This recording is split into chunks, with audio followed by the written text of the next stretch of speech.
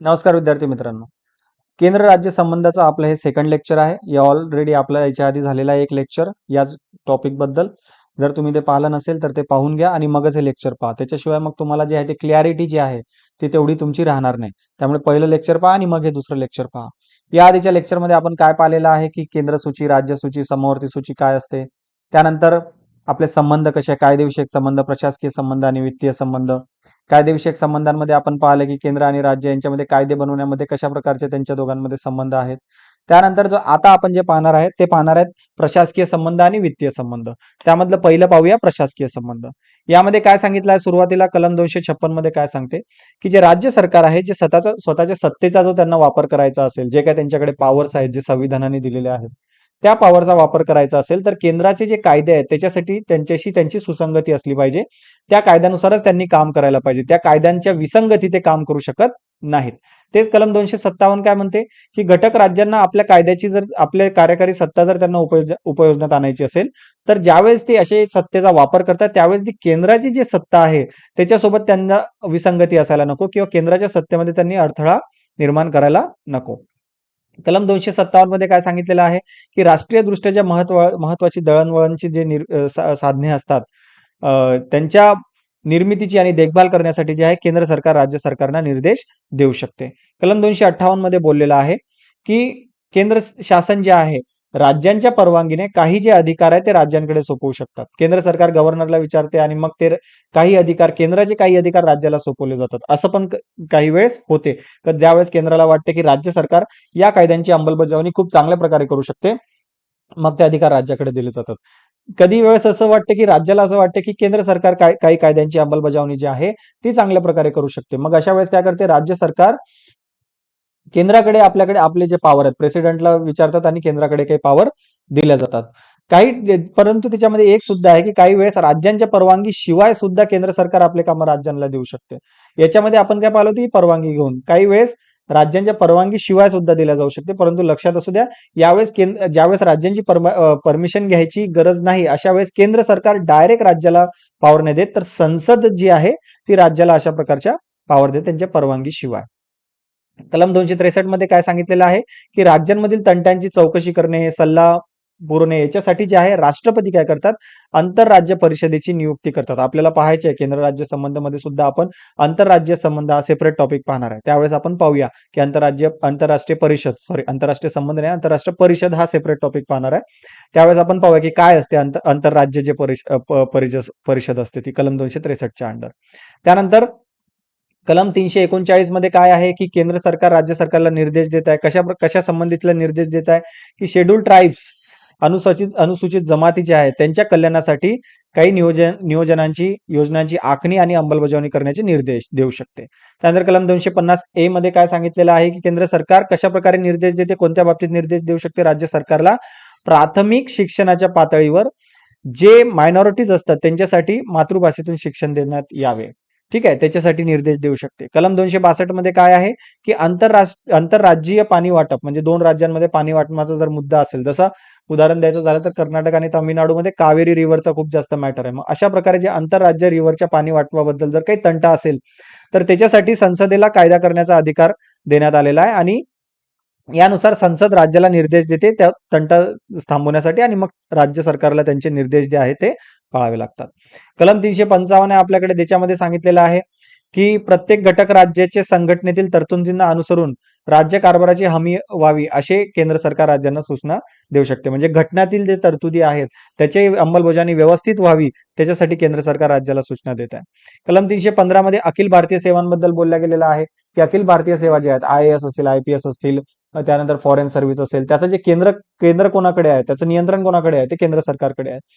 आता असे जे ऑल इंडिया सर्व्हिसेस आहेत या ऑल इंडिया सर्व्हिसेसला ते ऍक्च्युली कुठे काम करतात, त्या सर्व्हिसेस स्टेटला काम करतात, परंतु त्यांचं कंट्रोल कोणाकडे आहे सेंट्रल गव्हर्नमेंटकडे आहे. त्यानंतर आहे 252 यामध्ये 352 त्याच्यामध्ये काय आहे राष्ट्रीय आणीबाणीबद्दल बोललेलं आहे की कसं केंद्र सरकार राज्य सरकारमध्ये आणीबाणी लावू शकते. आपण ऑलरेडी पाहिलेला आहे. ठीक आहे, हा चॅप्टर आणीबाणीचा चॅप्टर हो आपलं नाही झालेला आय थिंक. ठीक आहे, आपण पाहूया तो राष्ट्रीय आणीबाणीचा चॅप्टर अजून. त्यामध्ये आपल्याला कळून येईल की कशी राष्ट्रीय आणीबाणी जी आहे ती कशा प्रकारे लावल्या जाते आणि मग जी यावेळेस राष्ट्रीय आणीबाणी लावल्या जाते तर त्यावेळेस कसे केंद्र सरकारकडे सगळ्या पॉवर चालल्या जातात आणि राज्य सरकारकडे कशा प्रकारे त्या पॉवर संकुचित होऊन जातात राज्य सरकारच्या पॉवर. ठीक आहे. त्यानंतर आर्थिक आणीबाणी आपण पाहणार आहे, की आर्थिक आणीबाणीमध्ये कशा प्रकारे केंद्र सरकारकडे जे आहे सगळ्या पॉवर चालल्या जातात आणि राज्य सरकारकडे कशा पॉवर कमी होऊन जातात आर्थिकच्या बाबतीत. ठीक आहे. ज्याच्या बाबतीत यामध्ये काय दिसून येते, की प्रशासकीय संबंधाच्या बाबतीत जे केंद्र सरकारकडे जे आहेत त्या जास्त पॉवर आहेत आणि राज्य सरकारकडे कमी पॉवर आहेत. कोणत्याही बाबतीत ते कायद्याच्या बाबतीत पहा केंद्र सरकारकडे जास्त आहेत, प्रशासकीय बाबतीत आणि इव्हन वित्तीय आयोगाच्या बाबतीत सुद्धा केंद्र सरकार नेहमी राज्य सरकारपेक्षा समोरच आहे, त्यांच्याकडे जास्तच पॉवर आहे. त्यानंतर कलम 365 मध्ये सांगितलेलं आहे, की जर केंद्राने जे राज्याला सूचना दिलेल्या आहेत, जर त्यांनी त्या सूचना नाही पाळल्या, तर मग राज्यामध्ये घटनात्मक यंत्रणा आहे ती कोलमडली आहे असं केंद्र सरकार समजू शकते आणि मग राष्ट्रपती राजवट जी आहे ती राज्यांमध्ये लावू शकते. कलम 217 व 222 मध्ये काय सांगितलेलं आहे, उच्च न्यायालयांच्या न्यायाधीशांच्या नेमणुकीबद्दल आणि बदली करण्याबद्दल बोललेलं आहे. याचे मेन अधिकार कोणाकडे असतात, राष्ट्रपतीकडे असतात. त्यामुळे यामध्ये सुद्धा प्रशासकीय संबंधामध्ये केंद्राकडे जास्त पॉवर गेलेले आहेत. कलम 156 मध्ये काय आहे, राज्यपाल राष्ट्रपतीची मर्जी असेपर्यंत पदावर राहू शकतो. म्हणजे राज्यपाल काम तर इथे करतो स्टेटमध्ये, राज्यांसाठी काम करतो, परंतु त्याच्यावर जर ऍक्च्युअल कंट्रोल जर म्हटलं तर कोणाकडे आहे, प्रेसिडेंटकडे. कारण त्याची तर राष्ट्रपतीची मर्जी असेपर्यंत काम करत आहे, राष्ट्रपतीची मर्जी निघाली तर त्याला मग कामावरून काढून टाकल्या जाऊ शकते. कलम 301 मध्ये काय सांगितलं, संसदेला आंतरराज्य व्यापारावर निर्बंध घालण्याचा अधिकार देण्यात आलेला आहे. आंतरराज्यीय व्यापार, ठीक आहे, दोन राज्यांमध्ये व्यापार, राज्यांमधील व्यापारमध्ये निर्बंध जे कंट्रोल जे आहे ते कोणाकडे आहे, राज्य सरकारकडे आहे. परंतु आंतरराज्यीय व्यापारावर जर निर्बंध घालायचे असेल, कंट्रोल करायचं असेल, तर त्याचे सगळे अधिकार कोणाला दिलेले आहेत, संसदेला दिलेले आहेत. हे झाले प्रशासकीय. आता समोरचं जे आहे ते आहे वित्तीय संबंध. वित्तीय संबंध कुठे सांगितलेले आहे, कलम लक्षात असू द्या, 268 ते 253 मध्ये केंद्र आणि राज्य संबंधामधील वित्तीय संबंधांबद्दल बोललेलं आहे. तर महत्वाचं वित्तीय संबंधाची पहिली महत्वाची गोष्ट कोणती आहे, ती आहे करांची विभागणी. की कोण कशावर कर करू शकते. सरळ सिंपल समजण्यासारखी गोष्ट आहे, की संघ सूची जी आहे, केंद्र सूची जी आहे, त्याच्या विषयावर जो कायदे करण्याचा अधिकार असेल, वित्तीय विषयांवर कायदे करण्याचा किंवा कर आकारण्याचा, त्या विषयांवर कर आकारण्याचा जर अधिकार कोणाला असेल, संसदेला असेल. राज्य सूचीतील विषयांवर जे वित्तीय कायदे करण्याचा किंवा त्यांच्यावर कर आकारण्याचा अधिकार कोणाला असेल, राज्यांचा. आणि समवर्ती सूचीतील विषयांवर कर आकारण्याचा अधिकार कोणाला असेल, तर संसद आणि राज्य सरकार दोन्ही असेल. हे करार करण्याचा नाही आहे, ऍक्च्युली कर आकारण्याचा आहे. ठीक आहे, कर आकारण्याचा अधिकार संसद आणि राज्य विधिमंडळ दोघांना असेल. आंतरराज्य जर आपण म्हटलं, जर त्याच्यामध्ये खरेदी विक्री, आयात निर्यात, इतर वस्तूंवर जर कर आकारायचा असेल, तर तशा प्रकारचा अधिकार कोणाला असेल, तर संसदेला असेल. तो अधिकार जो आहे तो राज्यांना नाहीये, तो केंद्र सरकारकडे जातो. कारण आंतरराज्याच्या संबंधातील आहे. जसं तंबाखू, रेशीम, सुती, उलन कपडे अशा ज्या महत्वाच्या वस्तू आहेत त्यांच्यावर कर आकारण्याचा अधिकार कोणाकडे जातो, तर केंद्राकडे जातो.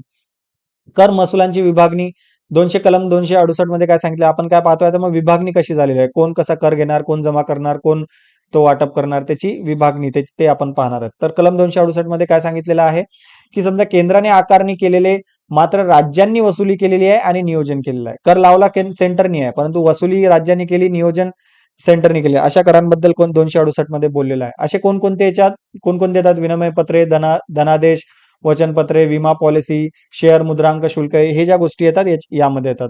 कलम 268 मध्ये काय सांगितलेलं आहे, की केंद्राने कर आकारलेले आहे आणि केंद्राने व राज्यांनी दोघांनी मिळून वसुली आणि नियोजन केलेलं आहे, त्याच्याबद्दल बोललेलं आहे 268A मध्ये. आता हे टोटल कलम तुम्हाला तसे पाठ करण्याची गरज आहे का, नाही. तर सहसा याच्यावर या कलमवर तर प्रश्न आयोगाने आतापर्यंत असे तेवढे काही फोकस करून विचारलेले नाहीत. कलम 269 मध्ये कलम नाही विचारलेले, मुद्दे विचारले. लक्षात घ्या, मी कलम बद्दल बोलतोय, कलम नाही विचारले परंतु मुद्दे विचारलेले आहेत. 269 मध्ये काय आहे, केंद्राने आकारणी केलेले आणि वसूल केलेले पण राज्यांना नमूद केलेले. म्हणजे आता या ठिकाणी काय, केंद्राने आकारलेले आहेत, वसूल पण केंद्राने केलेले आहेत, फक्त राज्यांना दिलेले आहेत. अशा प्रकारच्या करांबद्दल 269 मध्ये बोललेलं आहे.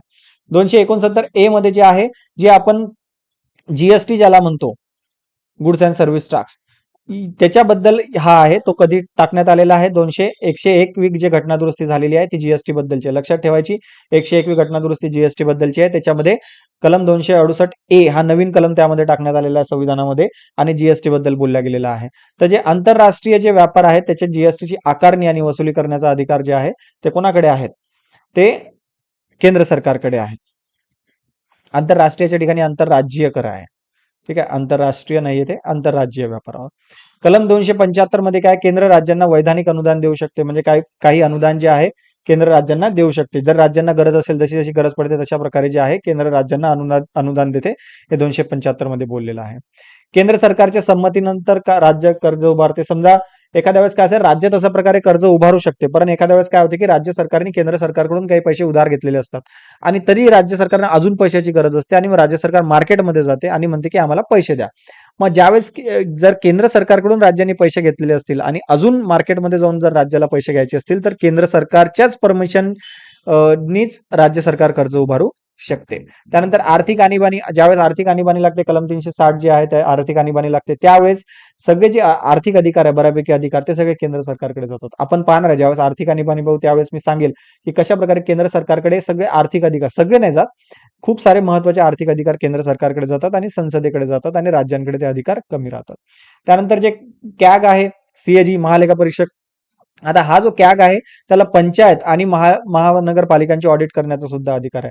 तसं पाहिलं तर पंचायत आणि महानगरपालिका कोणाच्या अधिकाराखाली येतात, राज्यांच्या अधिकाराखाली येतात, परंतु कॅगला असे अधिकार देण्यात आलेले आहेत की ते पंचायत आणि महानगरपालिकेचं सुद्धा ऑडिट करतील. त्यानंतर आहे वित्तीय आयोग, महत्वाचं आहे. तसं वित्त आयोगचा आपला सेपरेट चॅप्टर आहे, त्यामध्ये आपण डिटेल पाहणार आहे. या ठिकाणी फक्त आपल्याला आयडिया पाहायची आहे. ठीक आहे. आपण ज्यावेळेस घटनात्मक आणि घटनात्मक नसलेल्या ज्या आहेत, संविधानिक किंवा असंविधानिक आपण म्हणू त्याला, जे संस्थेबद्दल आपण पाहणार आहेत, त्यामध्ये आपण पाहणार आहे की ही संविधानिक संस्था आहे आणि त्याचे डिटेल्स वगैरे पाहू आपण त्यावेळेस. खूप चांगले डिटेल्स पाहूयात, डोंट वरी, सगळं आपण कव्हर करून घेणार आहे. तर कलम 280 मध्ये काय सांगितलेलं आहे की राष्ट्रपतींना दर 5 वर्षांनी जर आवश्यक वाटलं तर राष्ट्रपती एका आदेशाद्वारे वित्त आयोगाची स्थापना करू शकतात दर 5 वर्षांनी. ऍक्च्युली आयुष्यक वाटलंच काय, ते दर 5 वर्षांनी वित्त आयोगाची स्थापना होतेच होते. ठीक आहे. सध्या सुद्धा आपलं वित्त आयोग आहे, 15 वित्त आयोगाची जे जे त्यांनी तरतुदी सांगितलेल्या आहेत, जे सजेशन्स दिलेले आहेत, त्यावर ऑलरेडी इम्प्लिमेंटेशन, अंमलबजावणी त्याची चालू झालेली आहे. NK सिंग त्याचे अध्यक्ष होते. लक्षात ठेवा, ज्या बेसिक बेसिक गोष्टी असतात ज्या इम्पॉर्टंट असतात. मग या वित्तीय आयोगाला काय अधिकार आहेत, केंद्र आणि घटक राज्यात करांचे वाटप करण्याचा अधिकार यांना दिलेला आहे. केंद्र आणि घटक राज्यात कशा प्रकारे केंद्राने किती पैसा ठेवावा, राज्यांनी किती पैसा ठेवा, जसं आता सांगितलेलं आहे की 41% जो पैसा आहे तो राज्यांना दिला गेला पाहिजे. जेवढा कर केंद्राकडे असतो त्यातला 41% राज्यांकडे दिलं पाहिजे, बाकीचा सेंटरकडे राहील. अशा प्रकारे केंद्र आणि राज्यांमध्ये करांचं वाटप करणं. त्यानंतर केंद्राच्या संचित निधीमधून राज्यांना देण्यात येणाऱ्या अर्थसहाय्याचे निकष ठरवणे, अर्थसहाय्याचे म्हणजे हे जे राज्यांना आपण पैसे देतो मग ते कोणते निकष असायला पाहिजे. त्यामध्ये लोकसंख्येचा निकष असू शकतो, त्यामध्ये तुम्ही कशा प्रकारे पैसा वापरता राज्य सरकार त्याचा निकष असू शकतो. असे बरेचसे त्यानंतर आपण ते एन्व्हायरमेंटचे, पर्यावरणशी रिलेटेड त्यांनी काय काय कामं केले तसे निकष असू शकतात. असे जे निकष आहेत त्या निकषाच्या बेसिसवर लक्षात येते की कोणत्या राज्याला किती पैसा देण्यात येईल, ते कोण ठरवते, वित्त आयोग ठरवते. त्यानंतर पंचायत राज्य संस्था आहेत, या पंचायत राज्य संस्थेचा विकास व्हावा त्याच्यासाठी काय करते की केंद्र जे वित्त आयोग जे आहे ते राज्यांना सुझाव देते. ठीक आहे. आणि एक प्रकारे त्यांच्या संचित निधी जो आहे त्याच्यामध्ये भर राहील. राज्यांचा जो संचित निधी आहे कन्सॉलिडेटेड फंड ऑफ इंडियामध्ये, त्याच्यामध्ये भर होईल जेणेकरून ते पंचायत राजची जी व्यवस्था आहे त्याला सुधारण्यास मदत होईल. अशा प्रकारची उपाययोजना जी आहे ती सुचवते वित्त आयोग. कधी कधी ते डायरेक्ट पैसा सुद्धा देते. वित्त आयोग सजेस्ट करते की तुम्ही जे आहे डायरेक्ट राज्यांना पैसा द्या, की 1 लाख करोड 2 लाख करोड जे काय असेल तो त्यांना पैसा दिला पाहिजे आणि तो पैसा डायरेक्ट ते राज्य काय करतील, पंचायत राजच्या व्यवस्थेसाठी, त्यांची सुधारणा करण्यासाठी, त्यांचे रिफॉर्म्स करण्यासाठी ते वापरतील. हे झालं आपलं वित्त आयोग. तर या ठिकाणी आपले जे आहे हा चॅप्टर या ठिकाणी संपतो. ठीक आहे. आपण 2 लेक्चर पाहिलेले आहेत चॅप्टरचे. हा चॅप्टर समजून घ्यायचा असेल तर हे दोन्ही जे लेक्चर जे आहे तुम्हाला पाहावे लागणार आहे. जर तुम्हाला हे जे आपली जी सिरीज चालू जी आहे ती जर तुम्हाला आवडली असेल तर चॅनलला सबस्क्राईब करा. ज्या ज्या विद्यार्थ्यांना तुम्हाला वाटते ज्यांना फायदा होऊ शकतो, हे जे आपण जे फ्री ऑफ कॉस्ट आपली सिरीज चालू आहे तर त्यांना सुद्धा हे फॉरवर्ड करा आणि सगळ्यांना याचा फायदा होऊ द्या.